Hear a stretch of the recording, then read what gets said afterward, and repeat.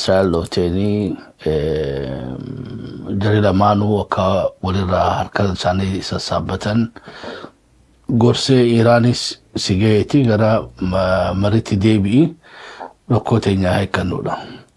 So asirratti egaa bakka sadii adda addaa dhaabbatan ni agarra. Israa'el asinis dhimma Lubnaanii fi dhimma Gazaadhaa waliigaltee kanarraa alatti kaayyatee lola Lubnaanitti itti fuftee akkasumatti itti fufuufeeti. Kana immoo dhiibbaa jajjabaadha egaa Iraan irratti uume. Iraanis maaliif waan achirraa Hizballaa qabduuf Iraanis waliigaltee kun akka paakeejii Lubnaanii fi hamma tokkollee Gazaa fi Miidilisti illee akka dabalatu fedha. Egaa fedhii adda addaatti argaa jirra jechuudha. Ameerikaan lola kana ofirraa xumurtee boo barbaaddi. Araaraan waliigaltee wayiitiin keessaa boo barbaaddi. Filannootti as deemaa jira. Gaazni isaaniitis torbaan lama sadii booda Ameerikaatu rizarviin isaanii dhumuun oolu achii ol deemu natti hin fakkaatu akka gabaasaan galaa jirutti. Keessaa'uu karaa Kaalifoorniyaadhaa guutumattuu gaaza biyya alaatti fayyadamanii Miidilisti irraa galu kana fayyadaman. Gaazni USA keessaa bahuu fi Venezuelaattis biyyoota adda addaa hundinuu wanni isaa wallaba. Processni itti xaliilchanillee wallaba. Kanaafuu Gaazaa naannoonni garii qaama USA keessaa fayyadaman, naannoonni garii kan Kaanadaa irraa galu fayyadaman, naannoonni garii illee kan Miidilisti irraa galu. Sogaa rizarvii isaanii qaqallachaa dhufaa jira. Kunis tokko waan beektii Ameerikaa chaalenjii itti qaburraa rizarvii isaanii qaqallachuu torbaan sadii ol deemuu dhabu. Lammaffaa immoo jireenyi fi fuqaaloo sababa lolaa kanaatiin jechuudha. Sadaffaa filannootti as deema. Filannootti as deemu kanaas Tiraampiin lola kana qabatee infleeshinaa fi hanqina gaazaatii fi jireenya qaalii qabatee gara filannoodhaa seenuun fedhu. Warri Ameerikaatis tanaaf keessaa ba'uu barbaadan. Uummanni ammas qabxiin afuraffaadhaa uummanni illee hin jaalatan lola amma Tiraamp gaggeessaa jiru. Kanaafuu hamma danda'utti jaarsummaa Paakistaaniif fayyadamee waan tana xumuratti godhee keessaa ba'uu ni barbaada. Iraanis Hizballaanis akka sarvaayiv godhu fedhan. Hamma tokkollee waa'ee Gazaallee maqaadhuma tuttuqanii garuu bakki isaan irratti xiyyeeffatan tan Lubnaani. Achi booda ammoo waa'ee beektee Hormuzii fi Niikuleeraa Hormuzni hin bana jettee yoo isaan beektee saankshinaara irraa kaaftan taate sogaa fedhii USAdhaa fedhii siyaasaa ta ji'oopolitiksiidhaa ta diinagdeedhaa ta Iraan ta'uuf dandeessee jira. Fedhiin Israa'el tana hundarraa adda jechuudha. Tiraamp gabbahee Netanyahuudhaan akka beektee ibse jechuudha waan haasawan gabbee uummatatti illee ibse. Lubnaan sababa beektee Israa'el Beeruut dhoowteef Iraanis dhoowtee jirti. Haalillaa murtaawaa gootee jirti. Kanaafuu gaheetii asuman dhaabaadhaadha. Ballama naaseeneedha akka Iraan hin xuune garuu Iraan dhahee jirarraa Iraan illee hin deebisaa kannateef jirti. Amma asiin jaarsummaa Iraanii fi USA deemaa jira. Asiin ammoo lola Israa'elii fi Iraanii deemaa jira. Laata Israa'el fedhii Ameerikaa san kabajjee kana booda tarkaanfii fudhachuudhaan if qusattiin waan waliin arguu teenyu Iraan deebisaa lammaffaa kannateef jirti. Yoo Iraanis Israa'elis lammaffaa haleeltu taate Iraanis deebiftiif. Marsaa 5 dhahinsa duraa sanitti marsaa 5 misaalota 4 ergite. Waliigala misaayilaa 20 oliin Tel Aviv dhoowwite.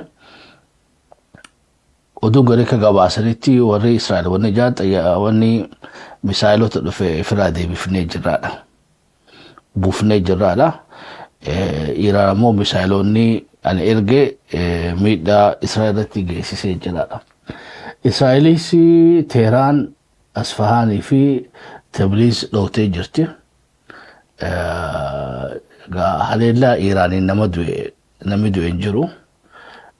Haleellaa Israa'el Iraan irra goote ammoo ammaan dura madoo fi nama du'e illee gabaasan harkanne. So isiin bakka sadii dhoote jechuudha. Teheraan, Asfahaanii fi Tabriz iddoon isiin dhoote illee iddoo waraanaati jechuudha. Beezii waraanaati dhooteedha taargeeni.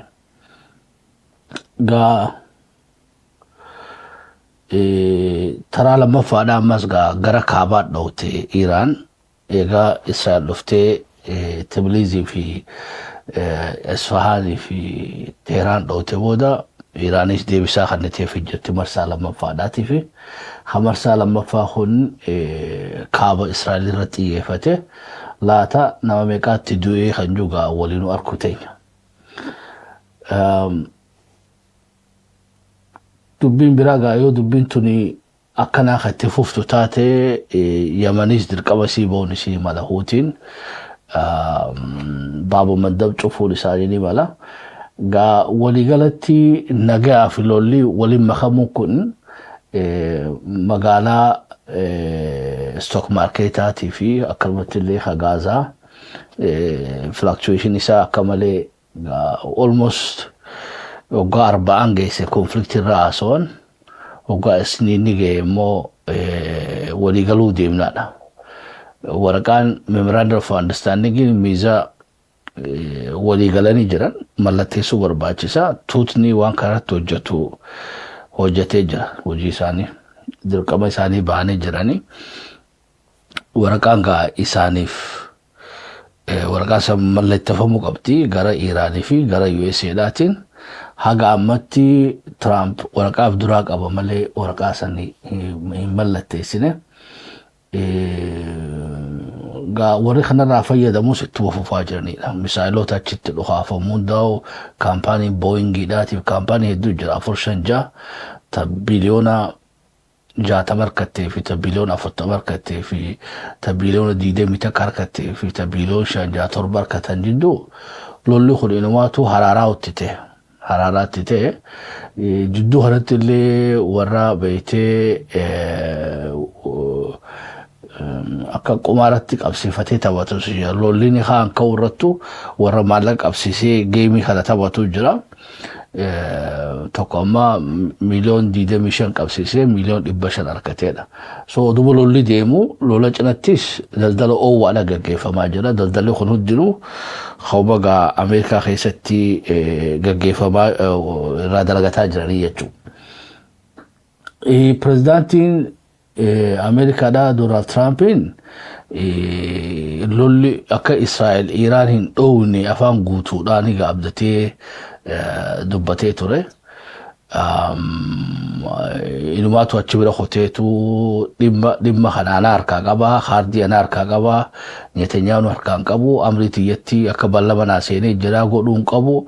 So haleellaan tuni haleellaa akka ammaan duraatiin adda. Haleellaan ammaan dura waliin godhan itti amananii ta'ammaa tana ammoo Israa'el kophaa isii goote. Netanyaahuun ballama seenee fiti ballama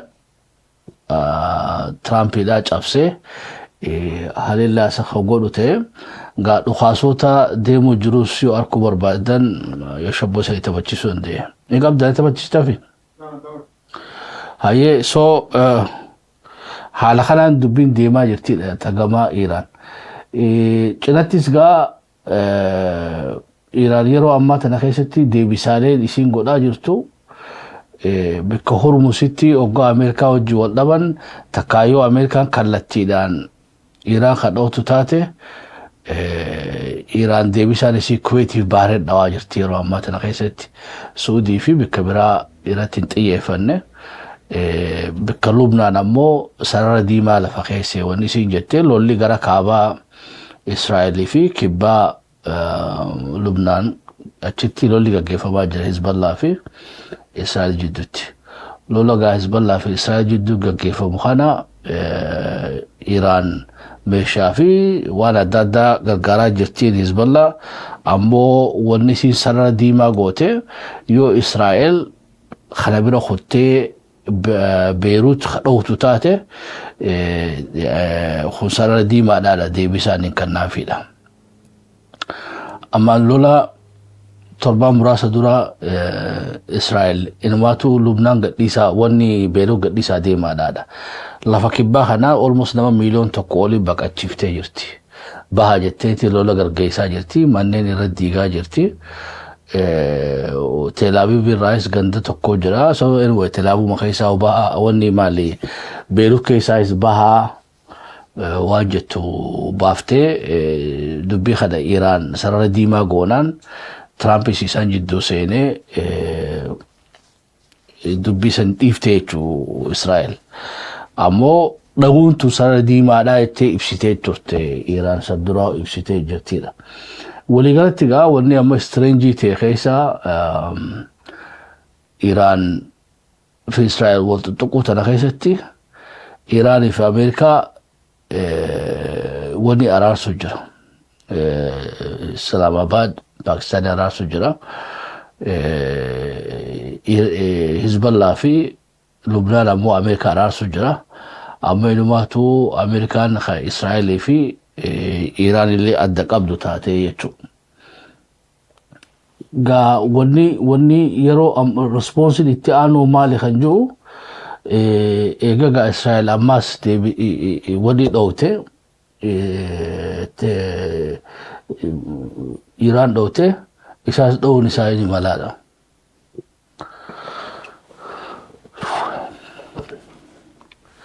Iraanis deebisaa kan nufi isiin ni mala. Gaaffishi sarkilee akkan taane addunyaa sodaataa jirti. Iraanis kana ol beektee tuttuqaa kana deebisaa kan nuti shakkii takka maleedha. Marsaa lammadaa already deebisaa kan ta'e jirti. Yoo marsaa lammadaa Israa'el deebiftee gaa laata tuttuqaattu wayi daranuu waliigaltee miisa gubbaa jirtu san guututti balleessitiidha. Tiraampiin waliigaltee kana galmaan gaachuudhaaf akka malee tattaafataa jira. Ilmaatu qaama sadeen irraa qaamni amma nageenyaaf tattaafata guddaa godhu jiru Tiraamp ta'ee argamee jechuudha. Military and diplomatic watch so hojiin diplomaatillee deemaa jirti. Wanni lolaatiif deemaa jira. Lolli kaaba Israa'el kibbaa Lubnaan akka ajaa'ibatti deemaa jira. Hizballah illee ifirraa dhookaa jirti, haleelaa jirti. So dubbiin jabdu jechuudha ta Lubnaanii fi ishuu Lubnaan. Yamanii ismeebii yoo beektee haalli fooyyina dharkanne Huutii waa lama godhuun isaanii ni mala.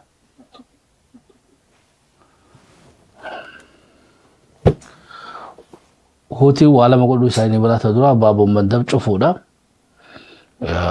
Haafe ammoo kallattiidhaanuu wanni ittis lola banuun isii ni mala jechuudha.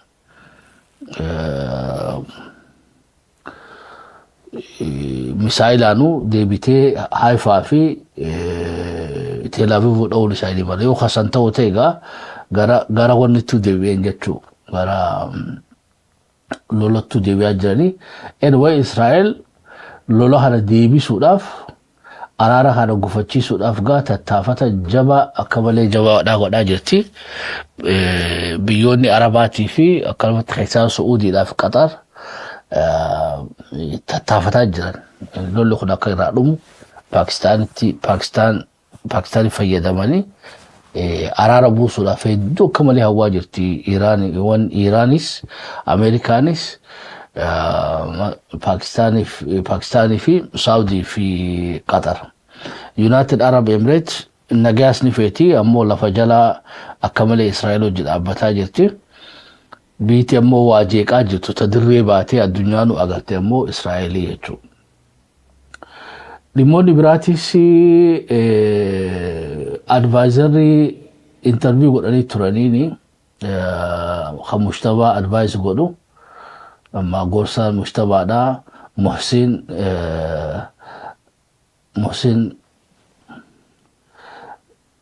رزايس محسن متعقب نو مقال نسائي نبديبا بيوت عربا خنا رادو بتهتره وني نجي قباب دوتي مالي أمان دراسي بيتي عربا دا دوغورو غداني دا غافا 90 راغا 80 أما سديت صدام حسين ميشادا في مالك أنغر كاراني لولا سني لينو ركا كيسري دا achirraa illee hin baranneedha gaafa sanuti deebisaa takka illee kan fi Iraaq waqofa kophaa keenya Iraaq wallolleedha. Ammoo beektee Saddaam Huseen gargaartanii meeshaa fiitaniif jennee nuti lola sanatti hin gaggeessineedha. Lola beektee gaafa Ameerikaan Iraaq irratti illee lola bante nuti Ameerikaa cinaa hin dhaabbanneedha. sadaffaa wanni beekte Muhsin jee beekti Arabaa ammoo dogoggoruu sanitti hin dhiifnudha. Taraa dabree lola amata dabreetii fi lola beektii amma jalqabe kana keessatti bishaan keessan qilleensa keessanii fi dachii teessanirraa Ameerikaan irratti duulaa jirti. Tanaaf deebisaan nu kanneen beezuma Ameerikaa irratti deebisaa kanneen malee nuti waan keessaniin xuuneedha. Yoo ammoo haala kanaan itti fuftan taate kallattiin ammoo booda yoo Ameerikaan qilleensa keessan lafa teessaniif bishaan keessan fayyadamtee narratti haleellaa gaggeessu taate kallattiidhaan deebisaa isanii kennuudhaaf cinqamaadha. Sookar takkaan biyyoota akka Suudiidhaatiif Qatar warra nageenya barbaadu juus galatoonfatee afaan kaaniin ammoo seenaa isaanii takalee isaanii yaadachiisee dogoggora ammaatti illee tilmaafee fi diinni illee kanneef jechuu ni dandeenya jechuu advaayizarii Muhsin. Ammoo Suudiif Qatar galatoonfatee jira asirratti. Yeroo ammaa tana keessatti biyyi Arabaa Khaliijni iddoo sadii jira jechuu dandeenya. Warri akka Omaan dirree baaniitu Iraan hojii jiran. Jaarsummaas godhaa jiran Ameerikaa odoon xuune biyyi takkittiin Iraan hojii nagaa qabdu Omaan. Khaliijarraa biyyi lama waan isiidhaan beekamne jechuudha. Biyyi lama ammaaf araara kana deeggaraa jiranii biyyi araaraas lolaas ibsachuu dadhabde United Arab Emirates Kuwait ammoo kana hunda keessa hin jirtu ammoo beezii Ameerikaa achi jira. Wanni Kuwait itti dhawmaa jirtuu fi beezii Ameerikaa achi jira. Hedduutti dhiyaatte Kuwait Iraaniidhaaf achirraa gaabeetee haleellaa waan Ameerikaan godhaa jirtuu fi Kuwait sababa wanni itti dhawmaa jirti jechuu dandeenya sababa Ameerikaadhaatiin.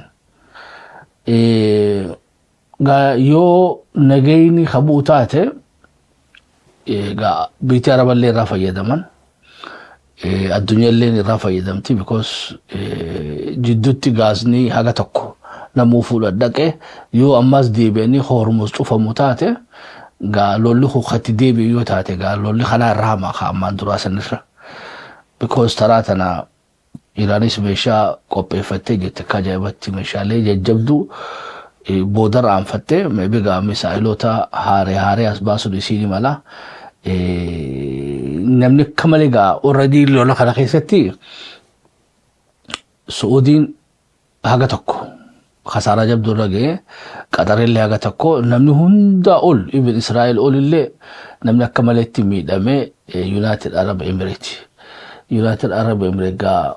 takes maybe amata kudhan ol irraa fudhachuun ni mala bakka kalee sanitti deebi'uudhaaf hoteelleen isii almost percentage 20tti gad deebi'ee 20 gadittuu gad deebi'ee jira namni keessaa yaa'u jira daldalli dhaabbatee jira wanni seenuus wanni ba'us biyyi tun biyya nagadaan jirtu jechuudha Dubaay jechuun oomisha biraan qabdu. Sangubbaadhaan xiqqisho warri Gaaza qabu warra Abu Dhabiif kana isaanis karaan cufaadhaa karatti waa baafatanii gurguratan hin qaban.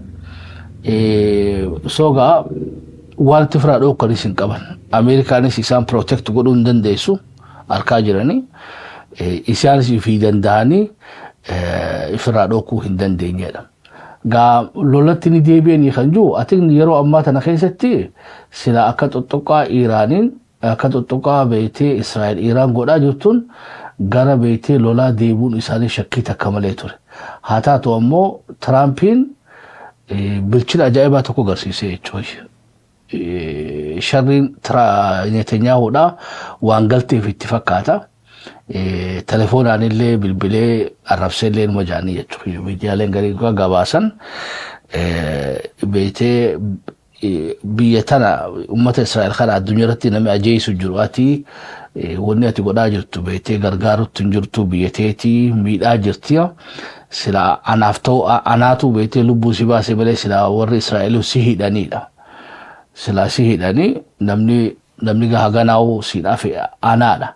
So gad dhaabbadhu jechuun jiraani Netanyahuun ammoo didaa jira akkatti dhaabbatu hin qabu. Wanni inni fadhu at least lolli kun hoggaa dhume herrega deebi'uun isaanii shakkii takka malee lola kana eenyu jalqabee obviously lola kana Iraan hin jalqabne Israa'el fi Ameerikaa waliin jalqabe. So wanni irraa fayyadamne maali khasaaraa dila kana eenyutti gaafatama jechuun isaanii hin oolu jechuudha. Issue corruption illee kan itti iyyaafatan jira. So gaa herrega kana hunda dheessuudhaaf inni wahiidhaadhaas bahuu qaba. Wahiidhaas bahuudhaaf wanni tokkittiin gaa mootummaan Iraan hoftee jiide inni gaa projektii Greater Israa'el manaama beeytee ummata isaa itti hijibe kana galmaan gaachuudhaaf Iraan kufuu qabdiif. Iraan ammoo bakka kuftu san hin jirtu. Hayyee yoo kana dhabe Lubnaan irraa lafa qabadhaadha. Fi Siiriyaa irraa illee lafa aga tokkoon hin qabadhaadha. Kunis galma gaaf hin jiru maaliif Iraan kanaas dhookaa jirtiini akka amma jiru kanatti yoo Israa'el beeytee lafa Lubnaan sodoon qabatin ta Siiriyaatti sodoon lafa babal'ifannaa san galmaan hin gaatin nagayni bu'ee walii mallatteessanii yoo adda dhaabbatan taate Netanyahuun gara firdi beetii dhaquun isaa shakkii takka malee. Dhimmi biraa miidiyaaleen dhiyoo tana haasawaa jiran keessaa waa'ee dhimma niikuleeraati. Waa'ee Iraan niikuleera ni qabdi moo hin qabdu waan jiru irratti atiin haasoo jabaatu gaggeeffamaa ture dhiyoo tana hundaa'u. Ammoo bikka niikuleeraa san gaa akka afuritti olaalle bareeda. Tokko Iraan beekumsa amma fakkeedhaaf biitii niikuleeraa barbaadde keessaa takka Libiyaadha. Libiyaan beekumsa hin qabdu maallaqa ni qabdi. So meeshaa san naqattee turte niikuleeraa fidatte meeshaa san akkam goote deebi'anii gaa irraa fudhatanii jechuudha. Isaas gaa akka godhan ni beeytanii addunyaa isaas akkasii salphisanii maayirrattu gaa ajjeesanii lafarra shorreessan. So kanarraa waan barattee qabdi Iraan. Wanni Iraan barattee Iraan fi Libiyaa waggaa wal bira keenye Iraan wanni kanarraatti addaanii maalii yoo kaayattan taate yoo xiqqaate saayintistoota kumaanta maallaqaa waan qabdi. So beekumsi ni jiraadha. Wanni lammaffaadhaa Libiyaan hin qabne saayintistoota hin qabdu Yuraaniyemis hin qabdu. Iraan Yuraaniyemis ni qabdi. Lama wakkam Yuraaniyem qabaachuu qofaa miti Yuraaniyem kabilchaates ni qabdi. Boombii ta'uu danda'uuf. Waan sadeen kana keessiitii jechuudha. So Iraan ifaas irraa insaa anisaa irraa oomishattee waan beeytee fayyaadhaaf kanaa riisarchiidhaa barbaachisuudhaa guuttattee gara beeytee weaponizationitti achi tarkaanfattee jirti. Bakka tana gaa namoota jajjaboo kan irraa ajjeesanii jira. Programma saatalaayitii wanni niikuleeraa kanaaf booda deebisuudhaaf Israa'elii fi yeroo guddaan Israa'elumaa tana dalage warri Moosaadii namoota jajjaboo saayintistoota isii irraa ajjeesanii jiran. So wanni kun beekumsa fiiziksii keessatti niikuleera tolchuun kun egaa beekumsa irraa maayyiiti jechuudha. Beekumsa irraa maayyiiti. Tumsi ni barbaachisa. Biitii sadii tumsa godhuu dandeessuuf keessaa takka Chaayinaadha, taan Raashiyaadha, taan Noorz Kooriyaa. Raashiyaan haga beeytee reaktara dhaabuudhaaf kana gargaartee jirti achi biran kuttu. because biyyoonni gurguddoon tuni dantaa walii qaban tawaloodha. Chainaanis, Ameerikaanis, Raashiyaanis. So waa walii kannuu san keessatti I don't think beetee Raashiyaan waan nuclearaa beetee Iraanii kannitu. Amma ammoo Chainaanis hin gootu kana. Namni gaa beetee isaan kan hunda warran kaayatiin yoo godhees waa takka godhuu hin dandeenye keessa North Koreaadha. So North Koreaan akkan gabaasanitti dhiyoo tanaan saayintistoonni isii kaduraan jiru malee warra high tech beetee ekspertoota irraa maayyeedha. Saayintistoota ergitee fi gara weaponizationitti ceetee jettiidha. Boombii 3 fi 4 takka Iraanni qabdi akka qabdullee Paakistanitti himtee jirtiidha. Pirezidaantitti himanii warri mushtabaadha. Dhimma nuclearaa fi misaayilaa kana RGCdhaatu harka qaba. Malee warri caasaa mootummaadha Iraan waan isin gaggeessituu miti. Boombii ni qabnaa itti himanii inninis Paakistanitti hime. Ka Paakistanis Marco Rubio foreign ministeritti hime.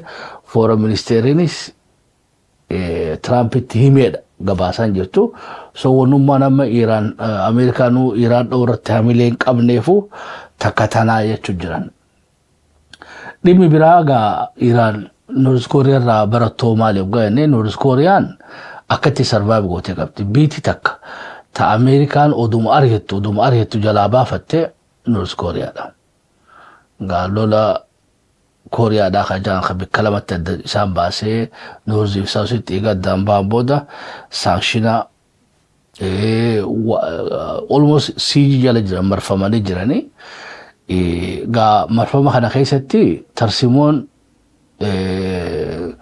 North Korea fi Iran almost bikka nuclearaa malee wanni biraa hundi wal fakkaattee jechuudha. Nuclearaa gaafa nuclearaa san galmaan gahatte immoo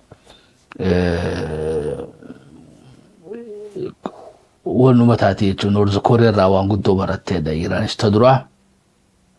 North Koreaan yoo kana weeraran taate yoo kana dhawan taate ani South Koreaan dhabamsiisaadha. So khobaan baduudhaadha. Madfiilee isii kana hundaa'u artillerii isii kana hundaa'u wannitti achi garagalchitee jirti soolitti. Xiqqishoo lolli kaanaan magaalaan sool jaaniin jirtu jechuudha. South Koreaadha magaalaan guddittiin. South Koreaan egaa biyya Saamsangidhaatii fi egaa teknoolojii hedduu addunyaa hedduu daldala hedduudhaatu jiraadha. Ameerikaan dantaa guddaa irraa qabdi. North Koreaan tokko wannummaan ittiif baraarte South Korea fidaa goote akka daafatti fayyadamte dura keessee dahoo godhatte yeroo tuute tanaan dhawaadha. Tunga Ameerikaan akka beetee South Korea magargaartee ifirraa eeyduu malee North Korea regime change keessa business akkasii san keessa akkan seenne goote. Tokko kana lammaffaa gara misaayilota tolfatte North Koreaan. So misaayilota isii almost ICM ni qabdi jechuudha. Intercontinental misaayilii tolfattee jirti kan Ameerikaan dha'uu dandeessu ni qabdi. Gaa kunis deterrensii lammaffaadhaati. Deterrensii sadaffaadhaatiif guddichi ammoo nuclearaa ammatoota muraasa dura nuclear test gootee akka qabdu garsiiftee jirti. So waan sadeen kana qabdi.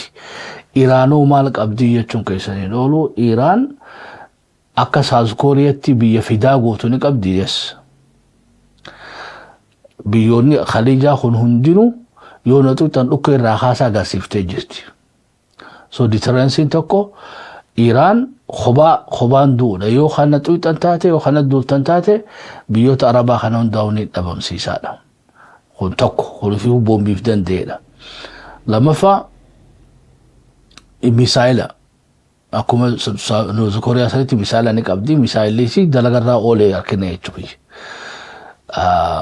Sadaffaadha South Koreaan hin qabne Iraan qabdu Hormuz gaa addunyaatti boochisuu danda'an.